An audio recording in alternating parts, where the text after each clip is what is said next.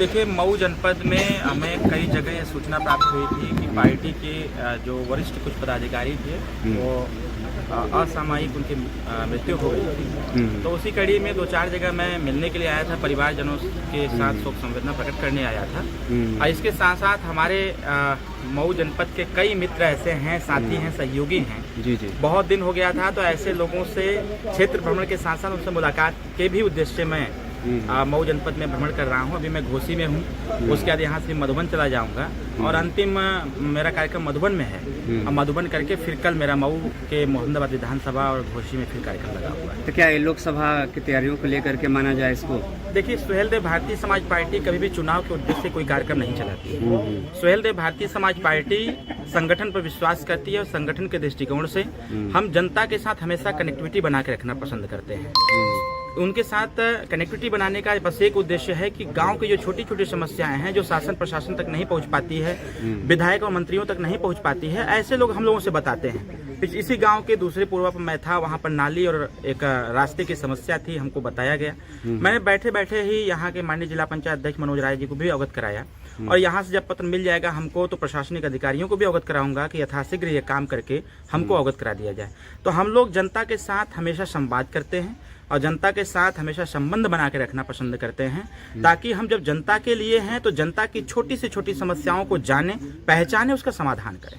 इसी उद्देश्य को लेकर के हम लोग घूम रहे हैं। आपके विपक्षी काफी परेशान थे कि ओम प्रकाश रावत मंत्री कब बनेंगे, अब तो शायद समय आ गया है। तो मैं क्या कहा कि समय पर ही हर चीज होती है। जी। विपक्षी मुझे खुशी इस बात की है कि हमारी ताकत, हमारी क्षमता और हमारे उद्देश्य और हमारे स्टेटमेंट को ध्यान में रखते हुए अगर विरोधी परेशान होता है तो ये उनको बधाई है, और विरोधी अगर हमारी चिंता कर रहा है तो इसके लिए भी उनको धन्यवाद है। विरोधियों को चिंता होनी चाहिए, क्योंकि उनका नींद हराम होना चाहिए ओम प्रकाश राजभर, अरविंद राजभर के नाम से। उनका अमन चैन भी खराब होना चाहिए, खत्म होना चाहिए हमारे और माननीय ओम प्रकाश राजभर जी के नाम से, सुहेलदेव भारतीय समाज पार्टी के नाम से। तो उनको चिंता सबसे ज्यादा है, जबकि मेरे पार्टी किसी कार्यकर्ता को चिंता नहीं है, क्योंकि एक मंत्री से भी ज्यादा ताकत, ज्यादा पकड़ और ज्यादा क्षमता हमारे कार्यकर्ता रखते हैं। तो ओवरऑल सिस्टम में है। हमारे माननीय मुख्यमंत्री योगी जी ने निर्देश दिया है कि भाई राजभर जी को भी सरकार में शामिल किया जाए, ताकि ये उन वंचित वर्गों का कल्याण कर सके जिनके बारे में कोई नहीं जानता, कोई नहीं पूछता, जिनसे कोई संपर्क नहीं साधता है। तो मुझे लगता है कि अगर विरोधी हमारा चिंता कर रहा है तो उसके भी चिंता की दवाई हम अब बना दिए हैं। विद इन 1 वीक सब कुछ फाइनल हो जाएगा। जी।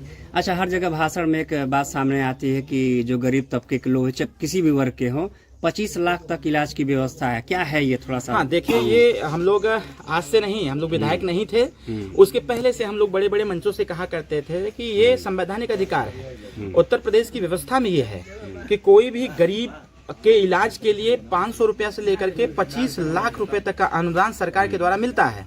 लेकिन इसको जो वोट लेने वाले लोग होते हैं, जीत जाते हैं, वो इस चीज को बताते नहीं हैं। पहली बार माननीय ओम प्रकाश राजभर जी ने जब विधायक बनने का प्रयास किया, विधायक बने भी, बनने के बाद इसको हम लोग खूब प्रचार प्रसार किए इसका।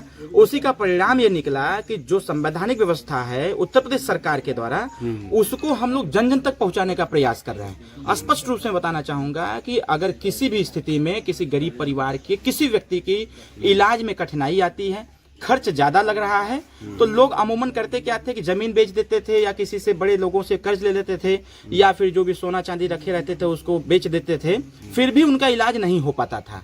तो इससे निजात दिलाने के लिए हम लोगों ने इसका प्रचार प्रसार किया और गरीबों को जगाने का प्रयास किया कि जब विधायक के द्वारा पैसा मिलता है तो आप पैसा मांगिए। तो इसी कड़ी को आगे बढ़ाते हुए हम लोगों ने योजना बनाया और गांव गांव में प्रचार प्रसार किया कि 500 रुपया से लेकर के 25 लाख रुपया हम आपको दिलाने का बंदोबस्त करेंगे। और मुझे खुशी इस बात की है कि इस चीज को गरीब जनता जानना भी चालू कर दी है, और ऐसी स्थितियों में अगर कोई मिलता भी है तो कहने के पहले एस्टिमेट, आधार कार्ड और आय प्रमाण पत्र बनवा करके हम लोग को पहुंचा देता है। अभी आज ही 9.5 लाख रुपए का एस्टिमेट आया हुआ है, वो 1 हफ्ता के अंदर अंदर वो सारा पैसा भेजवा दिया जाएगा।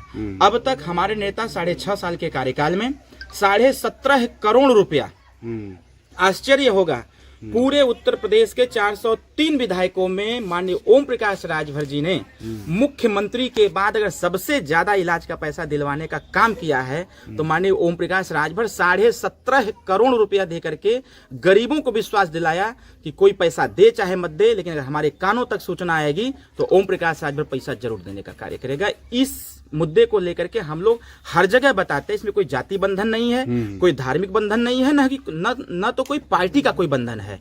अगर ऐसी समस्या से कोई पीड़ित है तो मैं आपके चैनल के माध्यम से कहना चाहूंगा कि इस चीज को, जो भी हमारी बात को सुन रहे हो उसको समझें, और अगर ऐसी समस्या किसी के परिवार में होती है तो प्लीज धार्मिक बंधन तोड़ करके, जाति बंधन तोड़ करके और पार्टियों का बंधन तोड़ करके हमसे जरूर मुलाकात करें। हम आपकी मदद करने का काम करेंगे। ठीक है, धन्यवाद।